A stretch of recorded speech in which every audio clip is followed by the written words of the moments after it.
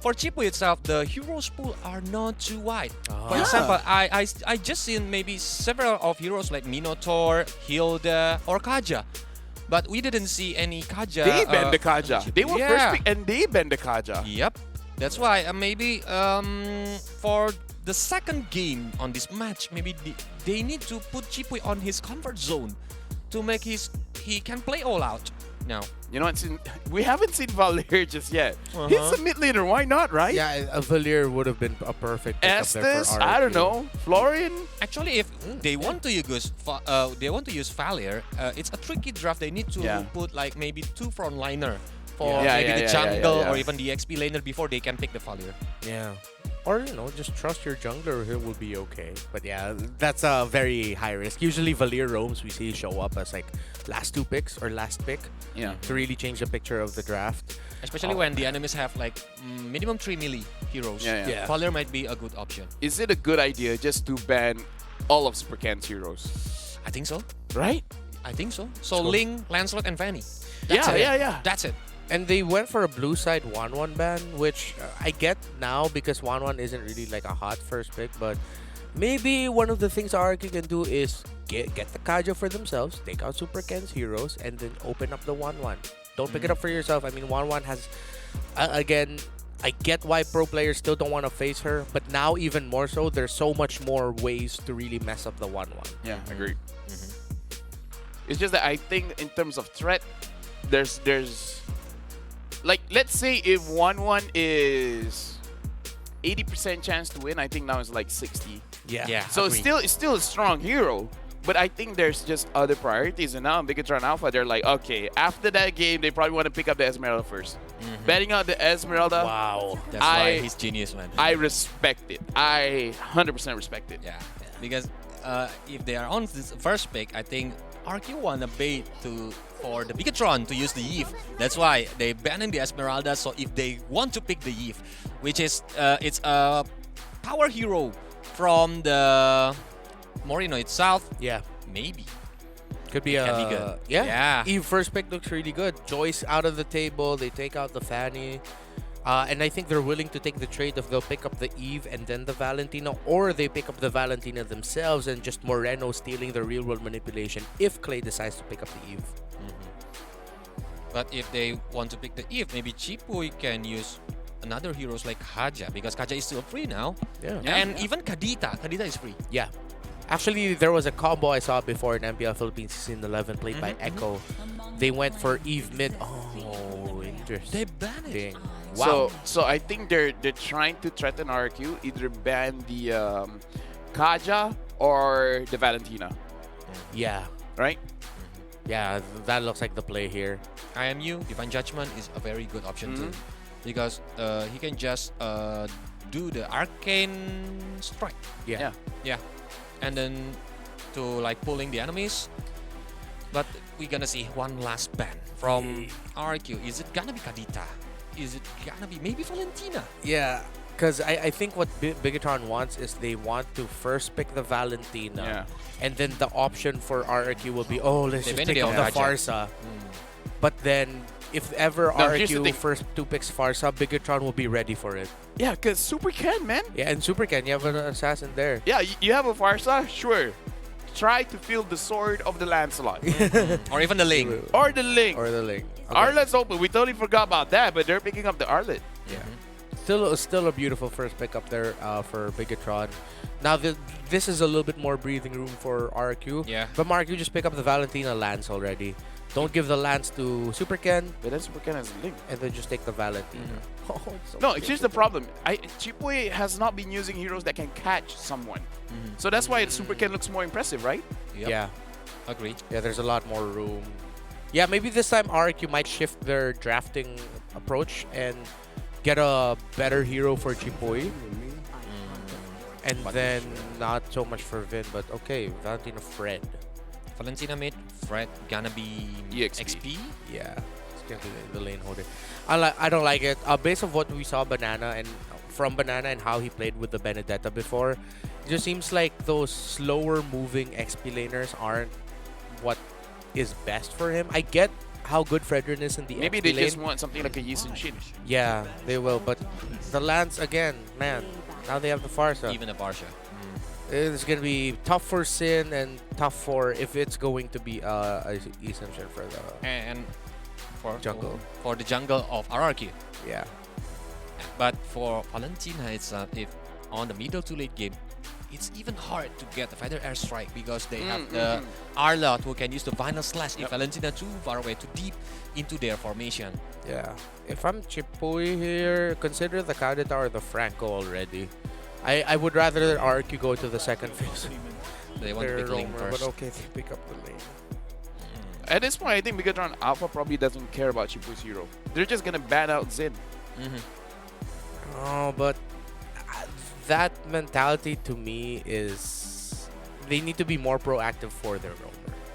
Based Which on one, RRQ or RQ? RRQ, yeah. Not necessarily like, oh, let's just take out Vince Heroes. I mean, he already showed he can play like a glue roam. What else can he play? He probably has others No, I mean, in like the pocket for, right for, now. for Megatron right now, they already have the jungle, EXP, and mid. Don't care about Chipu. Just ban out Zin. So the Uranus again, maybe even the Brody, trying to force him in something even more uncomfortable. Yeah. Right? That makes sense. That makes sense. But if Oh, they're betting on the betting Uranus. Huh? What? I thought Megatron was the one that's gonna ban the Uranus. Yeah, me too. maybe Sin want to use Cloud because Yeah, makes yeah, sense. when Yeah. if they he And then use- Claw gets banned. Okay. Yeah. they see it. They see it. No, look at the reaction of RQ as well. They're like, oh, Oh shit. is it that obvious? Yeah, man. Like when it comes everyone's to touching that- their face, like, oh, why they ban the Claude? Yeah, man. Zin is looking around. Look at his face. Like, guys, now what? Maybe they can use Leslie if but Lancelot gonna be the problems there. Yeah. That's gonna be a huge I'm trying problem to be for honest. Leslie. Yeah. Masha, Jawhead, let's go. Fighters. Just use Fighters Gold Lane. Doesn't have it. Honestly, just because of the Arlet is there as well. Like, with this kind of lineup, I'm even hesitant to say the... Oh, wait, no. What about Alice? Alice. Alice on the gold lane? Yeah, because now I'm thinking even Harif might be difficult. They're betting out the Melissa now. What would be... A lot of bad matchups got a Melissa, right? Yeah, he's probably thinking Oh. since probably Leslie or Harith, but they Or- need more wave clear. The Sicilian. Again for him? I mean, like, he won before. It was a very close game, but really, try to think about Zid. What kind of heroes can he use now? Leslie. They might even consider the Beatrix for more wave clear, but I wouldn't like Yeah. the Beatrix in this scenario. Oh, but then he's also up against a Farsa. Yeah, and they the don't- Lancelot. Yeah. Wow. That's why I'm like, just dive in. It's like you want to chase the backline. There is no backline. Yeah. Okay. But they pick Rock first. Yeah, which is the right call. They needed someone who Uh-huh. can at least dive and stop the flow, but there's no solid single target catch other than the knockup from the Fredrin on the Lancelot and or the Arlot. Oh, this could be another snowball game for BTR if RQ aren't careful. But we also have to watch out for how Chipo is gonna build the Grok. Yep. I think it's gonna be damage Grok or even like tankier Grok because we know Grok on the early game is squishy right now. Yeah, but we faced it. We faced it again. We went up against it earlier in our rank games where we were up against a Grok that built damage It's and so just annoying. kept constantly invading. Super annoying to go up against, and that should be good. A good play Assassin for Emblem? RQ. Yeah, it was Assassin Emblem. Carry. Too. Carry and Carry Franco, yeah. Yeah. They With the just- suppress ability. They set up their conditions for success. Pretty much everything is a condition for the other to help the other shine. That's just a well-rounded draft by BTR right now. They're lacking Totally poke agree. damage. Yeah, RRQ needs way more poke damage here. And now I'm starting to see maybe the Sicilian, but then at the same time, don't have enough cash for the Arlot Lancelot. It's going to take a lot of work. Conceptually, just thinking about it, I am stressed for RRQ. Yeah, same stress. I'm feeling sick right now. Yeah, I'm looking at the BTR lineup right now, and if I'm RRQ, I'm going, oh no, what do we do? What is our last hero? But there it is, Angela. Huh? Is this a gold lane Grok? I think so. Yeah, it's a gold lane Grok, guys. I think so, yeah. Well, we did talk about diving and everything, and looking into this draft, I'm really interested to know what Mirko is thinking. So, you guys are the analysts, but I'm throwing it over to the casters. Miracle, what do you think about the draft? Yeah, Miracle, what do you think? Why are you doing the robot? I'm doing the BTR, man. Because I think BTR has got this, especially after looking at the draft. It feels like RRQ, they were pushed to go for literally the most desperate draft they've ever gone for in SPS. They're fighting for technically their lives here, right? You do not want to lose here. You want to go to the next stage of the GSL bracket. So for the draft, I honestly feel like Bigatron Alpha, it looks risky. But if they can get that early game snowball, it's such a smooth road. Yep, they covered their bases, they built their foundations, and of course, what else do you expect from the architect himself, Coach Aldo. And all this while, off of Coach Rave, off of RRQ, wherever Zaya Naomi is, they're like, yeah, let's just do it. Let's just bring out the Ling, why not? And the Angela. Here's a purple start for both junglers. This is very Season 9 RRQ, back when Albert was still in the fray, you know, the Ling Angela first pick. Nice one, baby. Whoa, Iron Hook already. Vin understands what Versick wants to do. I mean, if there's someone on Bigatron Alpha who knows what RRQ are planning, it's probably Vin. Yeah, and of course, he's put on his signature pick, Franco Man. He's won several championships off of this single hero. And yes, he's now rocking it alongside a focusing Mark. Let's see if anything is out of the ordinary here. As per the emblems, the role emblem seems fine. Quick skirmish in mid. The Superfin takes a few hits. And look at the mana on Chipui. Oh, wow. He has to go home. Both Clay and Chipui. Chipui's low on mana, Clay's low on HP. Versick trying to go for it, gets it with the Retribution. Supercan did not expect that contest, but he will just go over to the enemy jungle invading here, has the Retri, uses it, and takes it away from Versick. But Versick's able to take the little one. Very close on the Iron Hook. I do want to give a fun little fact, though. I believe it is not the architect who's drafting for Bigatron Alpha right now. It is Coach Ray's boy, as Aldo is. Boy. Yeah, Aldo just got married yesterday, so yeah, he's taking a chill pill. Congratulations. Yeah, I saw that on his social media feed. But yes, Coach Ray's boy. Mr. Ray's. Pak Ray's. Pak Ray's. Here we go. Oh, junglers, again, can't get enough of each other. And Versick mirrors that top lane contest between him and Ken. Yeah, back to it.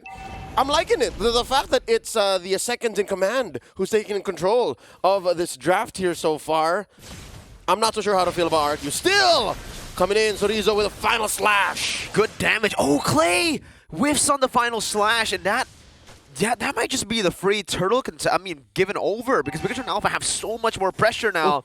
Vin just very close to landing that Iron Hook, but it's still Bigatron Alpha with more control. Let's see if Versick can make one of those miracle plays happen, just like in Season 7, back when he was still in EVOS Legends. He has the level lead, though. He's brought back down from the wall. That was the blaze used up. Sorizo with the flicker out. Versick will pick up first blood. But it's a bloody hunt to lock him down. Not for long, though. Versick able to escape right now. He's feeling it. Phantom execution and the retribution. But the bloody hunt is stolen away. Now it's going to be the taunt and the Appraiser's Wrath. Super Ken decimated. Just taken out. RRQ with a clean start to the game. Yep. What are you going to do with the turtle if you can't capitalize, if you can't turn it into much? And with that, RRQ understand the economy. They are barreling on forward. 3 minutes in, 1,500 gold approaching, 0 and 3. Something to note here, Bigatron Alpha, yeah, they have good foundations, good coverage. But once Sorizo goes down, or Supervin, one or the other, they are lacking sorely in peel. There's no front liner whatsoever. It's going to be really tough. Oh, whoa. Versick jumping in. Now the hard guard as well used up. Supercan jumping away with the Phantom Execution. And this is what the Angela can do. Help the Ling put so much more pressure on the map, because usually you're pretty vulnerable. Now with Angela, not so much. Bloody Hunt, though. Supercan now with the Thorn Rose. Just the Thorn Rose. Tempest Blade is going to be used up, and Superfin should fall. But again, this always happens. It's deja vu. It's the same situation from earlier in the first hurdle, and I'm not sure how Bigatron Alpha is going to answer that. There seems to be a bug in the code, an extra 1, an extra 0 somewhere within their programming that doesn't allow them to win in the early game. It's so difficult to be Bigatron Alpha right now, and this is exacerbated by the fact that Versick is free farming. Versick has 2 kills now, and what's he building so far? Versick currently has, Corrosion Scythe up top. Sakin's gonna be fine. It's just Zin. But yeah, just the same. It's a 1-3-1. This is what the 1-3-1 lives for. It's a full dive comp, and for Bigatron Alpha, they gotta play around their pickoffs. Good taunt, Super Ken now with the rough. Oh, Thorn Rose gets out, but look at the Finch boys! Over to the back, oh, the flicker of Razor's Wrath! Versik finds the kill, final slash stolen away, Sorizo swept back. RRQ, 2,000 gold lead. Super Vin just giving up some vision, but he's gonna be taunted and he should fall here unless he wants to burn that flicker of his. Feather Airstrike comes down, Cheapboy will fall, and Vin will just take it. He doesn't want to use that flicker. Yep, not for free, but just the same. It doesn't stop RRQ from snowballing. First, secures the second turtle, threatens the take on tier 1 down bottom, and look at Banana. Oh, look at Banana just blocking off any contests. No, you shall not defend. That's the first structure taken by RRQ, now at 3K ahead in 5 minutes.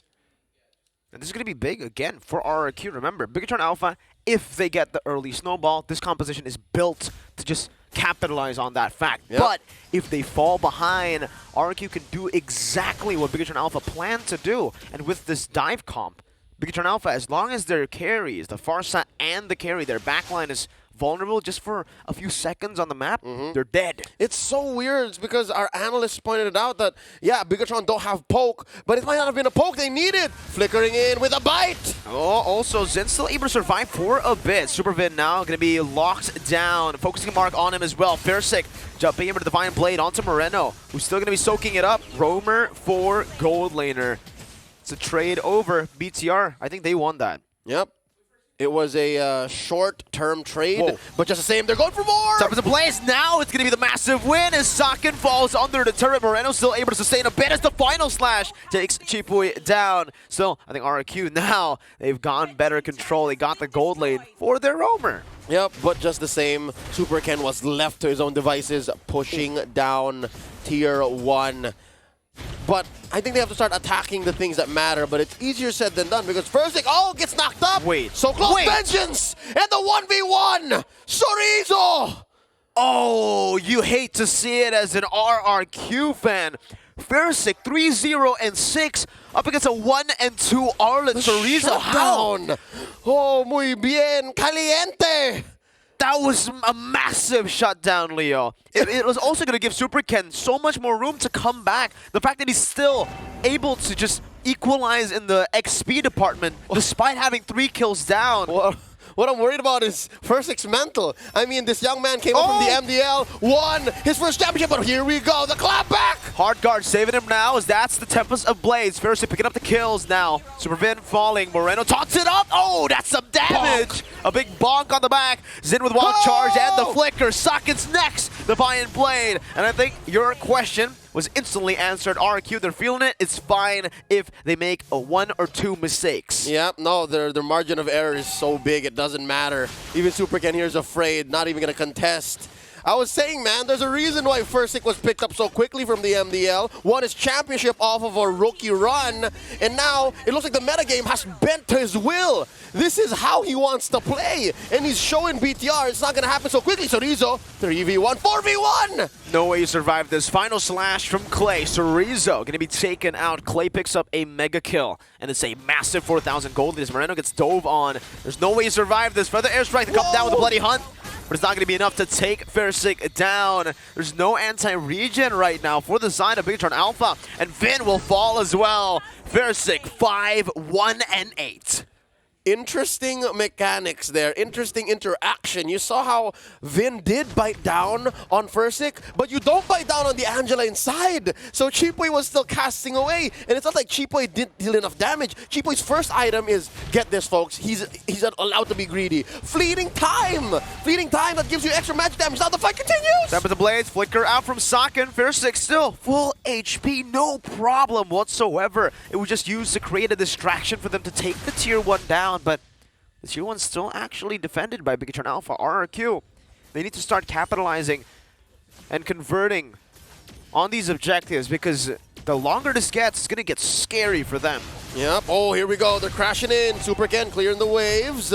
Looking for the taunt and the final slash. And the wild charge, everything, and the kitchen sink just placed, thrown at Super Ken, who is now 0-3-0.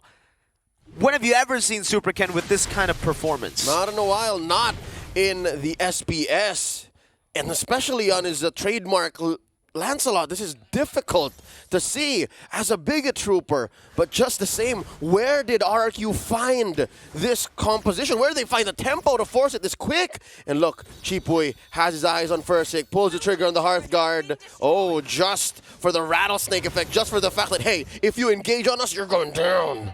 If you walk just a bit off of your turret, you're dead. Fursick right now, he is at that point. It's that scary. Folks, he is on his way to an endless battle. He currently has 3 core items as compared to Super Ken, who has 2.5. And I'm being very generous with the half. He's on his way to an endless battle as well, but he only has 2 of the 3 from the main, so that's not even half yet. He's forced to build the Thunderbelt. We saw in game number 1, he just went for the Hunter Strike into the BOD, into the endless battle. This time, he has to go for a little bit more defense. He needs that HP to keep him alive. He's 0-3 and 0. Oh. And if that wasn't enough, Chipoy continues the greed train. He built Ice Queen 1 next. No defense on this Angela. He knows it's a 4v1. Sorizo with a final slash. He's very low. Sorizo should die here. He's trying to bait out the wild charge, but again, it's giving the final slash and the wild charge. Time to perfection from Sin. Bloody Hunter. Oh, Fursick was taken out. He jumped too far ahead. He forgot about the Bloody Hunt, and he got punished. Jungler for jungler. 6-1-8 for a jungler. That's 0-3-1. Yep, main difference there is this time with the bite, Saken was left to go ahead and throw those light wheels like there was no tomorrow. And it's not like he doesn't have any items. He has 2 core items on his way to a DHS. So he's doing fine, and that's a punish. That's a clear wake-up call for Fursick, who was, again, massive for the majority of this 11-minute game. But just the same, it's not like Bigatron's going to take it down like that. They're not going to get this sitting down and wait. Sorizo, oh wow. Great man-to-man defense by Zin. Just pops into Power Nature. Grok, very good in lane against this Arlet. Yeah, can confirm this is a full damage Grok, by the way. Already building towards, I think, another, just a Hunter Hunter Strike. Strike. So, man, okay. You expect just burst usually, but now he wants to go for some good damage as well. It's right-click Grok. Right-click Grok isn't real. Right-click Grok. Oh, you're gonna have to talk to your therapist about that. Now they come in, another bite! Oh, Bloody Hunt again, man. But this time with the final slash, that was going to be used up with a wild charge to defend them out of that situation. The Appraiser's Wrath coming down. A good flicker from Saken. In the back, we do see Super Ken still able to buy some time. Banana disengaging for the team. 1-0. RRQ looking for the Lord. Yep, it's a man advantage for RRQ. 4-5. The fight continues. Wait. Fursick jumping in, jumping back out. Now Power Nature. Oh, you can take a lot of physical. But what do you do against the magical damage? Saken built up the Wind of Nature. Now he's comfortable. He's just walking up in front of them all. Having the Wind of Nature gives him so much more power. Now with the Feather Airstrike, Banana's going to be chunked low. Super again! How did he steal it away? 1 level below. Saken pops in the Wind of Nature. Fursick finds the kill. It's a double for Fursick. He jumps in, the Bloody Hunt comes down, and it's going to be enough to take him down. Meanwhile, Moreno, 1 HP, Chipoy takes him out with a few waves, but Sorizo now, he's looking for the kills. He has the focusing mark placed down on the Chipoy. A few stuns should get him the kill with a vengeance. Clay as well. Why is he walking down here? He might actually be punished as well. Clay, there's a few emotes coming down, and it's the final slash with a shutdown for Sorizo, making a triple kill, unofficial. RRQ got punished so hard, and in the mayhem, their comms may have taken a dip, and they had a misunderstanding. Clay tried to save Chipoy. Chipoy did get a kill on the way out, but was it worth it? Because now Bigatron Alpha are taking control of the map. They've shrunken the gold lead. This is out of the ordinary for the SPS. We're looking at 30 kills total in this 13-minute game. But now Bigatron Alpha are looking at about a 500 gold lead. They can actually win this. It's comebackable. We don't see this a whole lot, Leo, but remember the changes Moonton made to the Enhanced Lord, I think 2 or 3 patches ago. It will keep on charging. Yep. So we haven't seen this interaction a lot because usually with the Enhanced Lord, it's only the base turrets left. Here, it was able to take 3, or no, 2 turrets and charge 3 times. 2.5. 2.5. Right there, see you chunk down a bit of the inhibitor down bottom. But yes, you're right. Oh, and that's what made the Super Ken steal all the more worth it. Dear Lord. How did he do it 1 level down? I haven't even written what that crime is called yet. In my legislative book of objective stealing. That's amazing. Oh, Super Ken, definitely. Even if he did go down there, even if he's looking at 0-5 and 2, he's still making work here. He's being super impactful here. Now wait, get punished. Wild charge Hard. Appraiser's Wrath as well. Just as you compliment them, they make a big mistake, and it's truly the caster curse here, Leo. Oh man, I don't want to. I'm paid to speak, so I can't say I can't speak anymore. But just the same, we say what we see, and RRQ woke up to the reality that, hey, that shouldn't have happened. We're still in control. Up now by about 1,500. Look at the damage leaderboard here. Still Fursic in the lead. He just has to time his entries. And right now it looks like they're looking for an entry into the base of BTR. Chipoy here on wave control. And yeah, what's he building? Oh, it's the runs. All right, so full on. utility. It's just full on damage. Oh, that's pretty good. 25%. I'll call it 25. 1 out of 4 hooks from Supervin will hit. Even if he changed teams, he's still Franco, man. I'd say this is very uncharacteristic of Supervin, though. Usually he does land more. He has a bit more to show in the game. But I guess because there's so much anti-CC, he needs to try to thread that needle, and it creates just such a big obstacle within the Franco's routes. But now I think it should be a free one. Unless Cerezo has something to So say. final Super Ken? slash. Versix steals it away, takes it out. Super Ken now caught in the wild charge! And Super Ken will fall. Fast hands by Fierce with a Finch poise, forcing Moreno to flicker out with Wings by Wings as well. But Big Turn Alpha, they're looking to fight this. No wild charge, not a lot of resources. Supervin with a flicker forward, now with a Bloody Hunt. Socket dealing the damage onto the back line. Still has it with nature, able to dish out so much damage. Socket to the back, will he be able to do it? Now with a flicker out as well. Moreno cannot save his gold laner. Supervin, his immortality popped, and now his life. One member against the world, against RRQ. And this is a Luminous Lord marching down through mid.